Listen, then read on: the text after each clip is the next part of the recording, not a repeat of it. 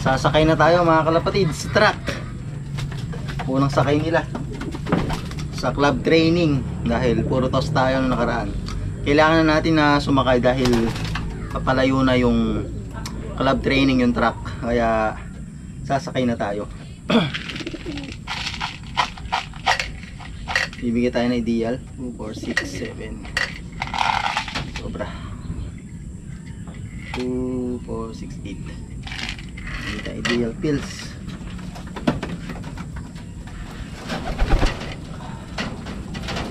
Dun.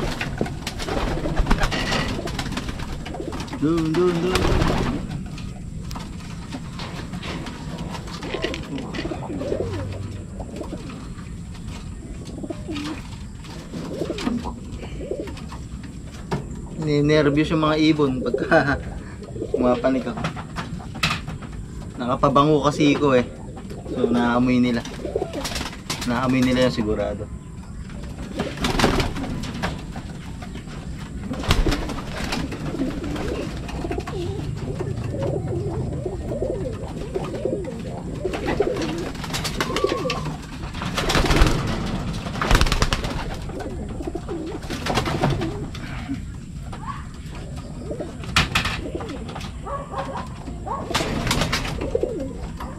Nakapag-toss din ako kanina bago magkarga ngayong hapon. Saglit na lang yan. Alam ko 7 training na lang magde-derby na. Kaya kailangan nating tumutok lalo. Tapos mag-toss, self-toss, karga sa truck. Sa ganun mas maganda daan ng ibon. May toss na, kumakarga pa tayo sa truck.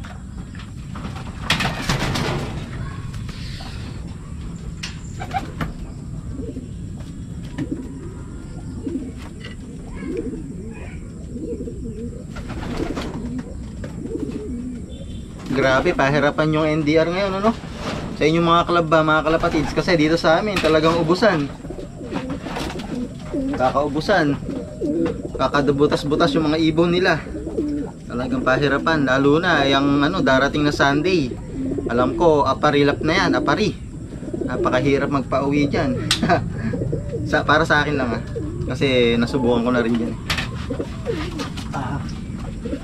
Pero, mas maganda talaga. May training yung ibon, hindi maganda kondisyon, baga lahat ibibigay na. So good luck sa mga kalapatids natin na merong karga sa apari dito sa aming club na isa, Silar PC. So dun nga sana ilalaro yung isa, kaya hindi na natin na ilaro. Sasama na lang natin dito sa BBC Open Race.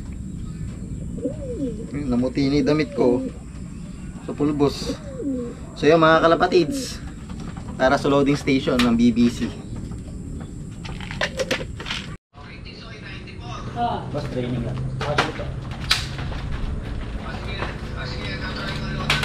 50 lang. 50 raw. 50.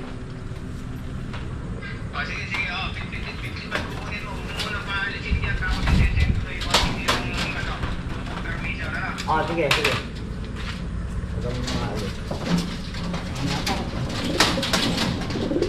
Sige, mamaya pero alas tayo sa atin.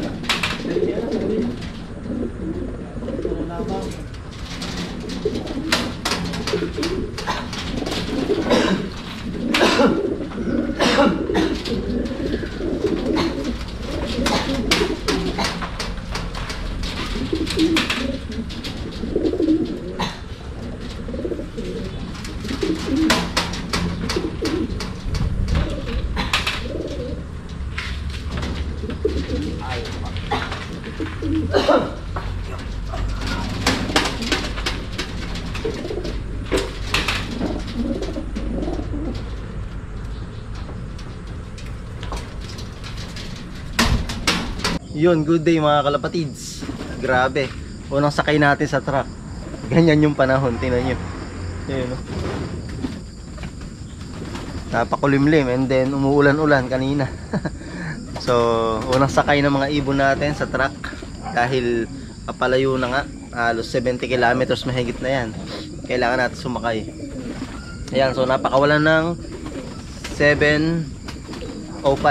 Ayan, kaya pamaya-maya abang tayo. Yung isa doon, yung medyo magulang na, dahil meron siyang lipad dito sa norte, possible na talagang baka yun ang mauna. And then yung pito, yun mga basal talaga yun And then kahit pa paano talaga napagpag natin, nakapag-toss tayo. So tingnan natin. Ayun, grabe. So hindi pinagbigyan. Kala ko kasi maganda panahon ngayon. Pero tingnan natin mga bandang pumatak yung alas 8, alas 9, baka gumanda. So abang-abang tayo mga kalapatids. Yeah, may first bird na tayo mga kalapatids. Sino kaya ito? Masabi ko na yung natin magulang yung kinarga natin sa BBC Summer Race. Pero may lumilipad pang isa ayun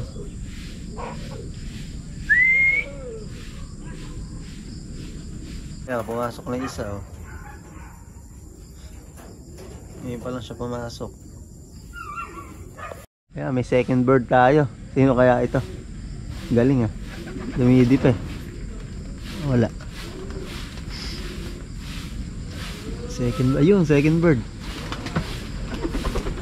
Ayun, galing. Uy, yung pang south natin na panglalaro sana sa Alegre, pang replacement. Kaso hindi siya naisama sa Alegre dahil may bulutong yung paa niya.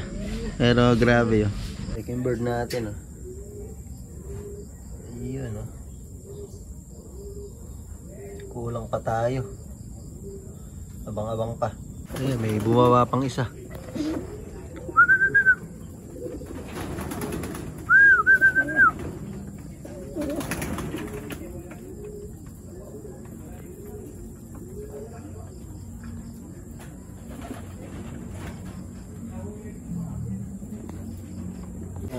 Third bird.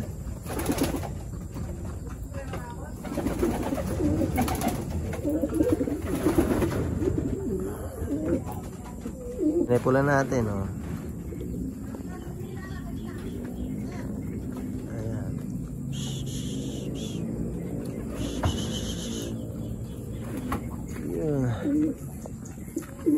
Yes sir. Ayan, good job.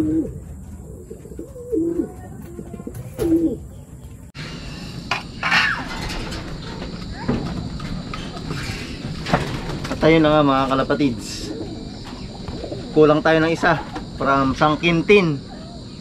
Doon ang toss nila kanina. Ayan So yan, nakahabol na tayo mga kalapatid sa BBC club training. Kaso kulang tayo isa. Sana bukas makauwi pa. Smash kanina rin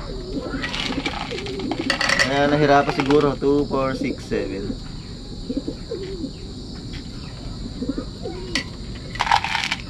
Huwag lang mahuhuli, huwi yun.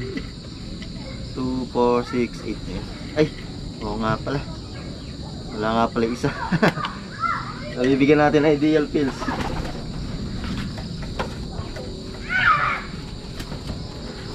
Hindi naman ganun pa kalayo, kaya hindi na naubos yung katawan. Kaso ito parang may may mantika sa ulo.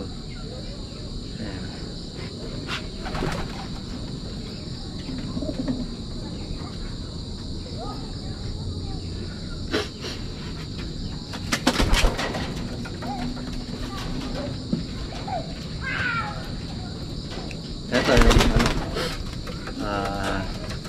huli itong umuwi.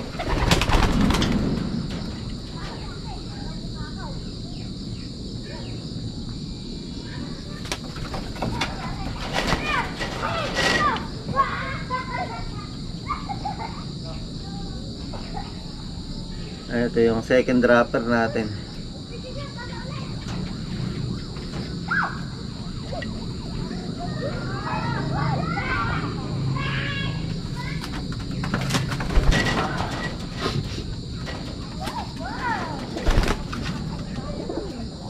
Si pula yun, ang galing. Siguro pumalo na yung 70 kilometers mahigit dito sa loop ko. Buti nakahabol tayo. Basta nakakondisyon yung ibon. And then may toss din tayo kahit papano. Eh, kayang-kayang umuwi. Smash pa kanina eh. Kaya nahirapan sila. Lalo isa. Tapos basal pa. Kaya inaasahan ko na rin yon mga kalapatids, yung malilate talaga sila. Kasi nga basal, unang sakay sa truck, maninibago. Puro toss lang tayo eh.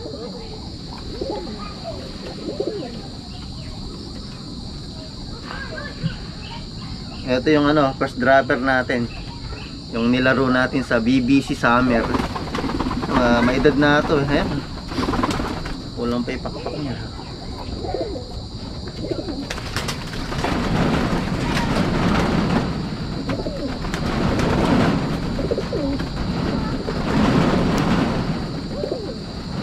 Tapos may mga tukana. Talagang kasama yon mga kalapatids sa karera. Kasama smash, kasama hard race, kasama mawalan. Kung ayaw mong mawalan, huwag kang magkarera, huwag mong isakay sa truck, huwag kang magpakawala ng ibon. Hayaan mo lang sa loop. Hindi ka mawawalan, hindi maubos ibon mo. So ayan, kulang lang tayo na isa. Okay naman mga kalapatids. Kasi di pa nga ganun kalayo. 70 plus kilometers pa lang. Kaya kayang-kaya ng ibon. Hindi sila nahirapan. Actually, nung pag-uwi nila, wala man hindi mo makikitahan ng hirap. So yung mga kalapatids, sana bukas makauwi pa yung isa natin na sa ganun ma-recover. And then maigayak uli para sa susunod na training at saka mga self-toss natin. So yung mga kalapatids, ilalagay ko ulit sa description yung link nito sa Shopee. Ideal Pills, meron tong tingi, and then meron din naman buo na ganito. So maraming salamat mga kalapatids sa suporta.